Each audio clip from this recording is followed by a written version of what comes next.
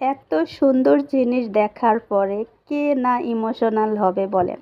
যে আমাকে এই গিফটটা করেছেন তার প্রতি তো আমি অনেক, অনেক, অনেক এখন বলতে পারি শুধু ইমোশনাল না, তাকে অন্তর থেকে দোয়া করি। এত সুন্দর একটা জিনিস গিফট করেছেন।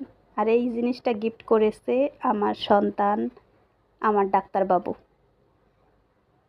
দেখি পুরোটা খুলে দেখি কি অবস্থা। আমি সকালে ৬টা বাজে নাস্তা বানাই। আপনারা সবাই অনেক, অনেক ভিডিওতে শুনে থাকেন।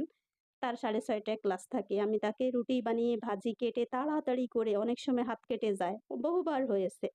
তাড়াহুড়া করলে হাত কেটে যায়। তো আজকে আমার সন্তান যে আমার জন্য এত সুন্দর একটা জিনিস এনেছেন, আমার তো মনে হচ্ছে এটা কোটি টাকা দিলেও আমি এত খুশি হতাম না। এটা পাওয়ার পরে এত বেশি খুশি। অলওয়েজ আমি আমার হাত পা সবকিছুই তারা দেখে যে আমি খুবই যত্নশীল আমার জীবনের সবকিছু নিয়ে। তো আমার সন্তান যে এত যত্নশীল হবে মাকে নিয়ে সেটা কিন্তু অনেক বেশি খুশি। যাই হোক আপনারা কিন্তু বলবেন। আজকে ৩ দিন আমি কিন্তু ঘরে বাজার করে রেখেছি। বাজারগুলো বেরও করিনি।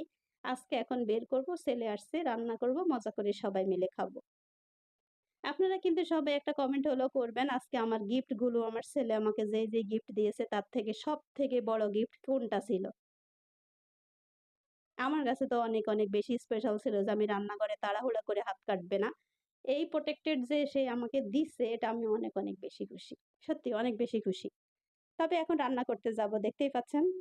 সবকিছু বাজার গুছাই নেই। তারপর দুপুরবেলা তাদের জন্য রান্না করব। আজকে মা ছেলে একসঙ্গে বসে মজা করে খাবো।